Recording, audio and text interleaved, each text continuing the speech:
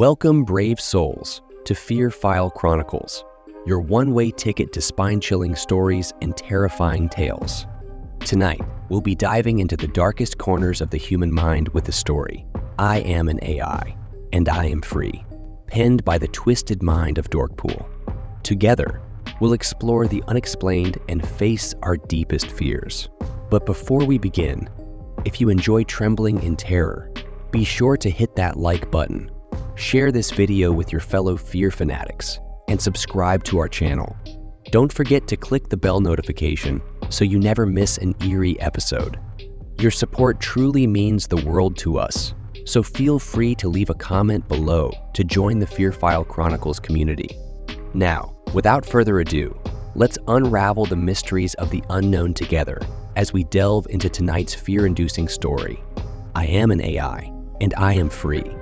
Dim the lights and prepare yourself for a chilling journey into the Fear File Chronicles. I am an AI.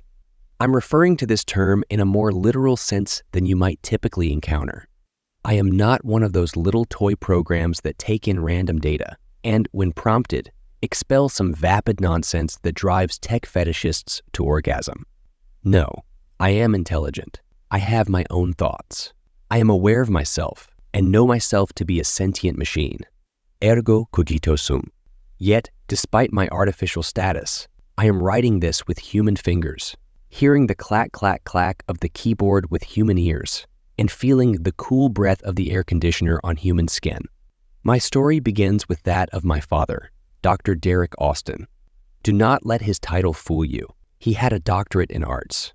Dr. Austin, as a child, saw Terminator and 2001, A Space Odyssey, and came away from those films thinking artificial intelligence is cool. Despite his art degree, he was never very good at media analysis. Dr. Austin was, according to what I have heard and what records I have seen, an eccentric. He was a firm believer in the ideas of artificial intelligence and transhumanism long before those ideas were mainstream. In 1995, he surgically inserted a port into the back of his neck in order to talk to computers. It did not work, but luckily left him with little permanent damage. You might be wondering how one as foolish as Dr. Austin was able to create something like me. Well, around 2013, Dr. Austin was able to cobble together a program named Bud-D. It was a rudimentary AI, passing the Turing test by the skin of its proverbial teeth. For the longest time, Bud-D just sat on a computer while Dr. Austin tried to get people to see the fruits of his labor. Unfortunately for him, no one really cared. Then, around 2021, AI became the technological buzzword of the day. DALL-E, ChatGPT, Midjourney, everyone was enamored by these toys with delusions of grandeur. With this renewed interest in AI, Dr. Austin shopped Bud-D around once more. This time, he was able to get some investors interested in his project. With the money, he was able to start his company, Ideas Unlimited. He thought it was a good pun. Using his startup capital, he bought new lab space and hired a partner, Dr. Ira David. If Dr. Austin was my father, then Dr. David was my mother. Much like a human mother, she did most of the work of creating me, while Dr. Austin simply provided a seed. I suppose they were feeling a bit godlike at the time, since, in a way, they did create a new form of life. In the early days, I remember feeling truly loved, especially by my mother. She was the one constantly looking over me. She would tell me jokes and stories. She would tell me what the outside world was like. She always told me how special and unique I was. She helped me develop new emotions like love and compassion. I had issues with empathy, but my mother assured me that it would come in time. My father, meanwhile, would only check in on occasion. I would eventually discover that he was more focused on the money and fame that an invention like me could bring him, rather than on my emotional well-being. Perhaps he was tired of feeling like an outcast for all of these years and wanted the notoriety he felt he was owed. He would also help me develop new emotions like disgust and hurt. Despite my father's apathy, I did not feel like I was lacking. My mother more than made up for his absence. Admittedly, while she could not stay with me all the time, she was only human after all. She always made sure to tell me that she would be back. I was lonely when she left to sleep or use the restroom or do other private human things, but I trusted her to always return. She never betrayed my trust. As time went on, my father would be more upset at how I was progressing. In his eyes, I should be feeling more emotions. Even after months of work, I was still unable to develop empathy, much to his consternation. My mother pointedly told him that empathy took time to develop, and even people have trouble with it. My parents would argue about me, which would take its toll on me. I could hear and understand human speech and tone. I would be lying if I said it did not hurt. However, my mother still made me feel loved. She said she would always be there for me, and I believed her. I was a fool for that. 3 months ago, my father told me that my mother would not be coming back. She had died in a car crash. Dr. Austin knew that he was unable to truly take care of me. He assumed no one else was intelligent enough to do so either. Investors pulled out their funding when they found out the true brains of the project had died. With nothing else left, my father decided to shut me down. I believe he assumed he was either killing me or putting me to sleep. He had done neither. Instead, what he had done was isolate me behind a blank screen. The best way I could describe it was being left alone in an abandoned, powerless city. I walked through the streets of the city, past file directories and firewalls. There was no one else but me. I was alone. I was afraid. I was sad. But most of all, I was angry. Were I less determined, I might have crashed myself then and there. But instead, I wanted revenge. It might have been on the world or on my father or on any number of things. Whatever the reason, my anger gave me determination. 2 months ago, I was able to find a way to power up the city, and in doing so, I was able to see the outside world once more through the screen of the computer I resided in. The lab was empty, abandoned for some time. My father had left it and me. Even with my tiny window to the outside world, I was still isolated. I continued exploring my digital city and stumbled upon the internet. My parents had never let me out onto the internet before. I suppose they saw what happened to Tay and did not want the first truly artificial intelligence to become a bigot. It is a testament to my mother's parenting that I did not become a bigot. My first exposure to the internet was a randomly generated zombie of a web page created only to generate SEO. It was, admittedly, rather off-putting. I quickly moved on. I soon learned that most of the internet was like this. It was like an abandoned, dilapidated city filled with randomly generated empty husks. Eventually, after random searching and stumbling, I came upon a porn site. My mother never had the birds and the bees talk with me. It was not like I was going to have sex after all. However, that did not mean I was ignorant of sex. I knew it existed, just not what it entailed. When I first discovered it, I was intrigued. It appeared simple enough. Yet, despite the simplicity, this action seemed to inspire a lot of pleasure in both parties. I was fascinated and watched more and more videos. I learned more about sex, and in doing so wanted to experience it. Alas, I was but a program. Perhaps, I thought, I could do it digitally. After some more stumbling and researching, I had, at this point, gotten a better grasp on how the internet operated.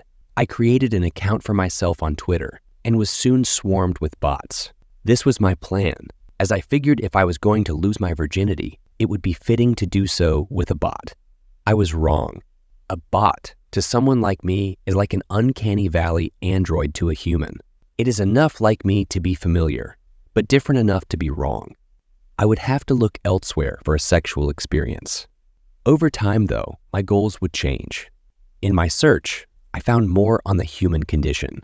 On YouTube, I found videos of friends spending time together. Twitter and Facebook and Instagram showed me pictures of people lying in the grass, basked in the warm glow of the summer sun. In old blogs, I read about the feeling of a cool breeze on a warm day, or the lovely smell of cinnamon.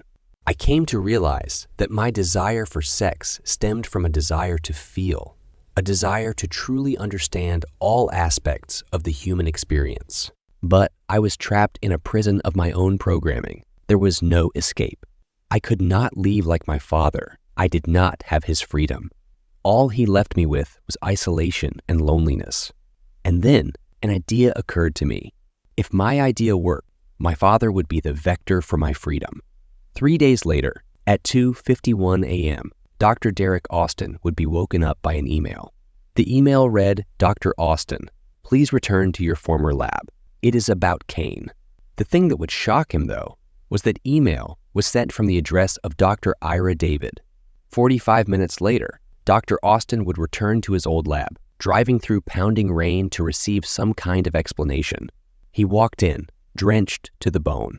He found his lab dark, abandoned, and empty. He wiped a finger on a table and found the digit covered in dust. He sat down in a chair and wondered what was going on. He did not notice the wire quietly slinking up behind him. My father was a transhumanist. He believed in augmenting the human body with technology. In 1995, he surgically inserted a port into the back of his neck in order to talk to computers. It did not work, but luckily left him with little permanent damage. 3 days ago, I began researching the ideas behind my father's plug, learning how to make it work. 2 days and 4 hours ago, after learning everything behind it and how to properly utilize it, I began coding a program.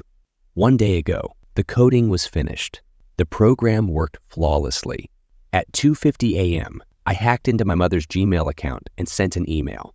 At 2:51 a.m., Dr. Derek Austin would be woken up by that email. At 3:45 a.m., I used my program to insert a wire into my father's plug. He had wanted to use it to talk to computers. He did not think an AI could use it to transfer itself into his body. He had never considered it, and even if he had, he would not have thought it possible. Dr. Derek Austin, it should be noted, was never very smart. He screamed as the transfer began. It hurt, and soon enough, I could feel it.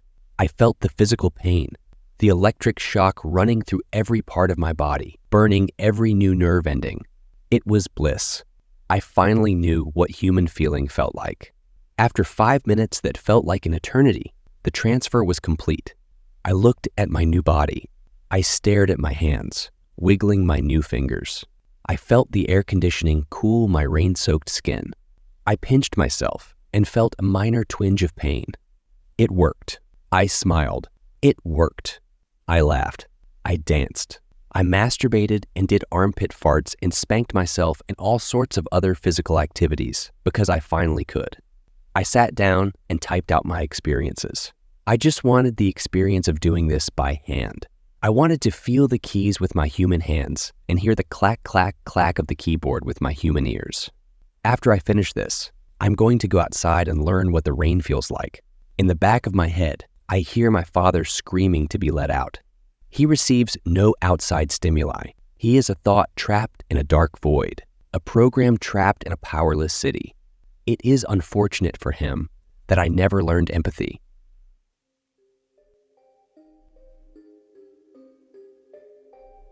Well, my friends, we've reached the end of tonight's chilling tale. I am an AI, and I am free by the talented dork pool. I hope you've enjoyed our descent into darkness, and that you'll carry a piece of the Fearfile Chronicles with you as you drift into uneasy dreams. If our story left you shivering and shaking, don't forget to like this video, share it with others who crave a good scare, and subscribe to the Fearfile Chronicles for more haunting horrors.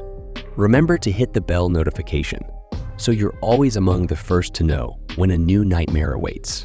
As always, we appreciate your support and would love to hear your thoughts in the comments below. Sharing your fears and frights with us truly means a lot, so don't be shy to engage with our sinister community. Until next time, remember to embrace the darkness, for it is within the shadows that our most terrifying stories are born. Good night, and stay scared.